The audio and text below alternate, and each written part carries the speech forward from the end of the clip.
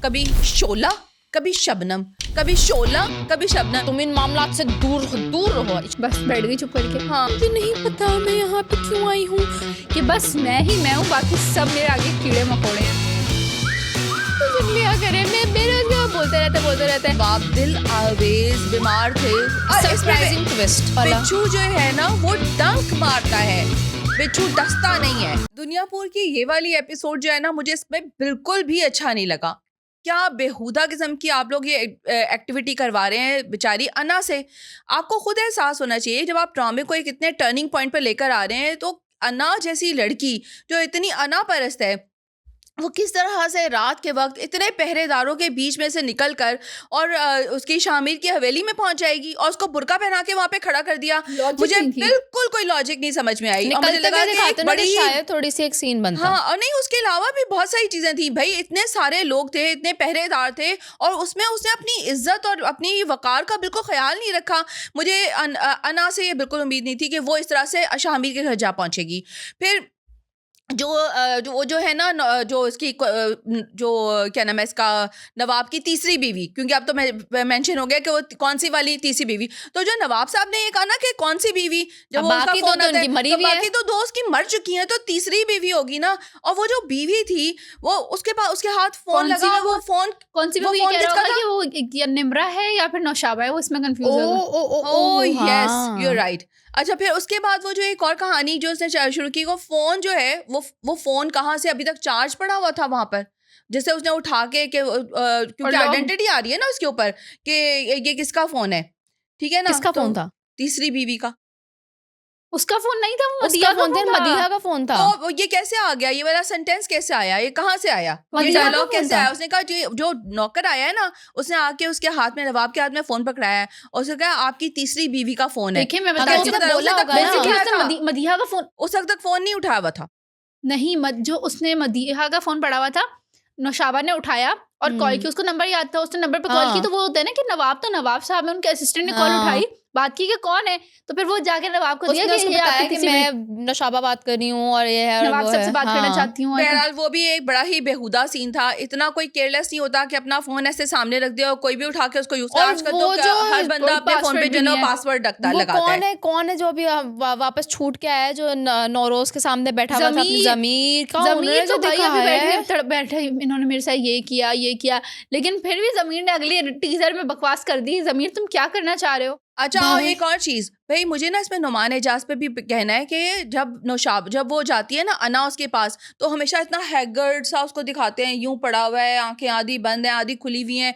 और जैसे ही वो नवाब आता है तो उसके सामने वो ऐसे यूं बैठा हुआ यूं करके फेंक रहा है और बिल्कुल फ्रेश लग रहा है, लग ही नहीं रहा। और जब वो जमीर उसके पास आता है तब भी वो फ्रेश लग रहा है, क्योंकि वो अना को थोड़ा सा पिघल जाएगी। मुझे लगता है कि डायरेक्टर जो है ना, वो डायरेक्शन में भूल जाते हैं कि इस वक्त उसकी हालत जो है ना, वो अगर वो जमीर और अगर वो जो नवाब है उसके सामने इस तरह यूं मुरझाई हुई मरी हुई हालत में पड़ा होगा ना, तो उसकी ईगो सेटिस्फाई होगी नवाब की। यार अगर एक आदमी जिसको आपने खाना नहीं खिलाया गया, मेरे तो सुन लिया करे, मैं बोलते रहते हैं, तो वो वहां पे ना उसकी ईगो सेटिस्फाई नहीं करना चाह रहा, नाराज हो जाता है, ये ले अब धागा ले ले।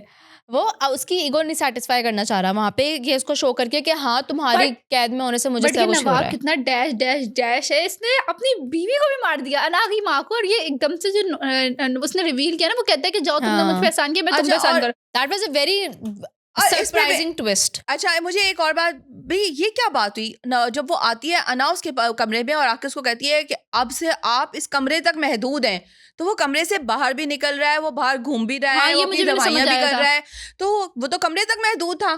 फिर वो कैसे बाहर निकला? मैं बोला था ना ऐसे, ऐसा नहीं है। था जो कह रहे थे 3 कतरे बढ़ा दो, ये किसकी दवाई के लिए कह रहा था? पता नहीं, वो बेचारा बीमार भी तो होगा। नवाब दिल आवेज बीमार थे, ऑब्वियसली अपनी दवाई के लिए। मुझे लगता है अपनी दवाई। मुझे लगा कि वो दवाई काइंड ऑफ स्लो पॉइजन है और जो वो नवाब को देना चाह रहे थे। मुझे थोड़ा सा ये लगा। नहीं But वो मुझे अपनी इतना जवानी गुस्सा को आया, बरकरार रखने पिछले के लिए वो एपिसोड में करना मुझे चाह रहा है। शामिर पे गुस्सा आया था कि गोली क्यों नहीं मारी, यहाँ मुझे अना पे गुस्सा है। मुझे लगा बस यहाँ नवाब गया, यहाँ नवाब गया, मारा ही नहीं, जाके पूरी गन लेके बस बैठ गई चुप करके। हाँ, और दूसरा वो जो एक डायलॉग मुझे बहुत अच्छा लगा जिसमें वो हसन जो है ना वो आके कहता है, जब वो ये शाहमीर खड़ा होता है और वो कहता है वो मुझे अभी अना बताएगी, फिर अना बताती है कि, और कसाईयों के बारे में जब वो बात कर रहे होते हैं कि कसाई जो है वो दोनों को कत्ल करना चाहते हैं, तो उसमें जो हसन कहता है ना कि तुम्हारी गोलियों भरी मोहब्बत हम गरीबों में को शहीद कर देगी, लाइक वो वाला डायलॉग मुझे बहुत अच्छा लगा। But वाकई इनकी मोहब्बत में ना यही होने वाला है। नौशाबा कैसी औरत है कि मतलब यार तुम फंसी हुई हो, तुम्हारा कोई मुस्तकबिल नहीं है, लेकिन साजिशें करनी है। Very मैं वही evil, बोल रही हूँ ना, very औरत evil। कहीं भी हो वो हाँ। साजिश करने से बाज नहीं आती है, वो वाला काम किया है यहाँ हर पे औरत शामिल। ऐसी नहीं होती, पहली बात। Not all women, majority not उस ऑल औरत वुमेन, के बारे में जरूर कह सकती हो, सारी औरतों के बारे में तो नहीं कह नॉट ऑल सकती। वुमेन, हाँ। बट यहाँ पे भी वो पूरा कह रही है मैं साजिश कैसे करूँ, मैं कैसे दादी को अचानक manipulate से क्यों करूँ। इतनी मौत पड़ना शुरू हो गई। पहले दादी कह रही थी वो मेरा मशवरा मान के ये अन्ना के साथ कर रहा है, ऐसा कर रहा है, वैसा कर रहा है। अब जब वो अगर उनका मशवरा मान के भी उसको अपने जाल में फंसा रहे तो अचानक से मरना शुरू हो गई है। भाई दादी तुम मेरे मामलात से दूर रहो, तुम इन मामलात से दूर रहो, इशारा भी दूर रहो, यूं करके इशारा किया। दादी तो अलग ही किसी सिंहासन पे विराजमान है कि बस मैं ही मैं हूँ, बाकी सब मेरे आगे कीड़े मकोड़े हैं। और ये अना जो है ना, ये अचानक कभी शोला कभी शबनम, कभी शोला कभी शबनम, ये क्या हो रहा है?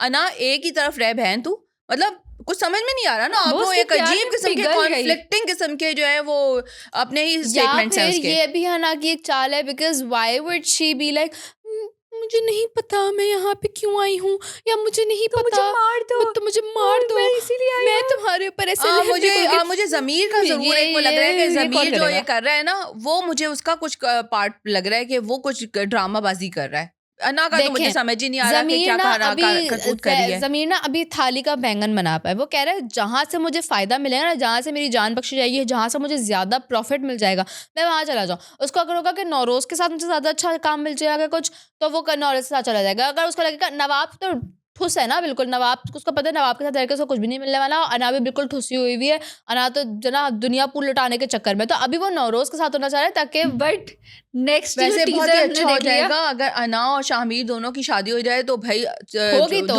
दुनियापुर जो है वो सब दोनों का बराबर हो जाएगा। अभी अब मैं अना पे बिल्कुल भरोसा नहीं कर सकती। मैं अना से नाराज। I guess so. तो मैं, लेकिन मुझे नेक्स्ट एपिसोड में मुझे दोनों साथ चल रहे हैं। क्यों बेशक ये मैनिपुलेशन है या ये कुछ साजिश है, but they are looking good और मैं बड़ी एक्साइटेड हूँ सिर्फ उस सीन के लिए। और जो बाकी सब कुछ वो उन्होंने शायद नौरोज को भी नेक्स्ट एपिसोड में छोड़ दिया है, तो अब देखते हैं क्या होने वाला है, क्योंकि नौरोज ने तो निकलते साथ सबको वो दोबारा से वही वाला जो डायलॉग था, डायलॉग में पता नहीं क्यों ये लोग ये नहीं सोचते कि हम जो डायलॉग बोल रहे हैं वो कितने लोगों के पास जाएगा और क्या बात होगी। अब वो कहती है ना कि बिच्छू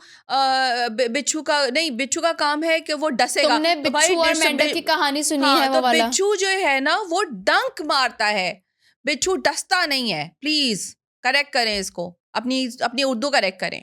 और प्लीज अगली एपिसोड में इस मदीहा नामी डेस्परेट औरत को गायब करें। गोली मारने वाला जो सीन था ना, मेरे दिल के अमार से बहुत तंग हूँ, मैं मदीहा को नहीं देखना चाहती। और मदीहा और नौशाबा का जो सीन था ना, उसमें मदीहा के बालों पे मुस्तकिल एक मक्खी बैठी हुई थी जो उसने ना हिलाई ना जिलाई, वहीं बैठी रही। क्या ड्रामे में यार ये क्या है यार, इतना अच्छा ड्रामा, इतना बड़ा ड्रामा, मेकअप के ऊपर आप इतना फोकस है। मक्खी वाज अ पेड एक्टर।